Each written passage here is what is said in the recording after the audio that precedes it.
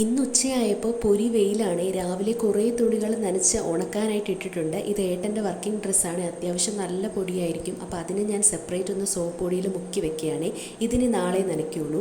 കഴിഞ്ഞ ദിവസം നമ്മൾ വീട്ടിൽ നിന്ന് വന്നപ്പോൾ ഒരു മണി പ്ലാന്റിൻ്റെ 2 തൈയും ഒരു ചട്ടിയും ട്രേയും കൊണ്ടുവന്നിട്ടുണ്ടായിരുന്നു. അപ്പോൾ ഇന്നലെ കൊണ്ടുവന്നപ്പോൾ തന്നെ ഞാൻ ആ ചെടീനെ വെള്ളത്തിലിട്ട് വെച്ചിട്ടുണ്ടായിരുന്നു. അപ്പോൾ ഇന്ന് ഉച്ചയ്ക്ക് അത് കൈയുടനെ തന്നെ നടാനുള്ള പ്ലാനാണ്.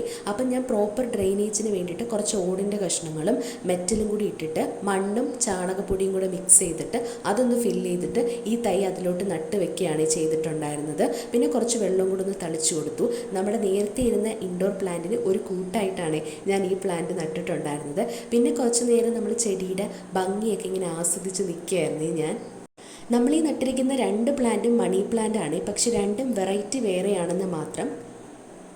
ഇനി ഒരു 2 ദിവസം കൂടുമ്പോൾ വെള്ളം ചെറുതായിട്ടൊന്ന് നനച്ചു കൊടുത്താൽ മതി. ഇൻഡോർ പ്ലാന്റ് നന്നായിട്ട് വളർന്നോളും. കൂടെ തന്നെ ഞാൻ ഷെയ്ഡിൻ്റെ താഴെ നിൽക്കുന്ന ചട്ടിയിലും കൂടെ വെള്ളം ഒഴിച്ചു കൊടുക്കുകയാണ്. അത് നല്ല വെള്ളം ദാഹിച്ച് നിൽക്കുന്ന പോലെയാണ് എനിക്ക് തോന്നിയത്.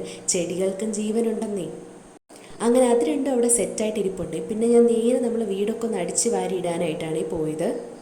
സാധാരണ വീടൊക്കെ അടിച്ച് വരുന്നത് ഒരു 2-2:30 ആകുമ്പോഴാണ്. അപ്പോൾ കൈയുടനെ തന്നെ ബാക്ക് സൈഡൊക്കെ ഞാനൊന്ന് തൂത്തിടാറുണ്ട്.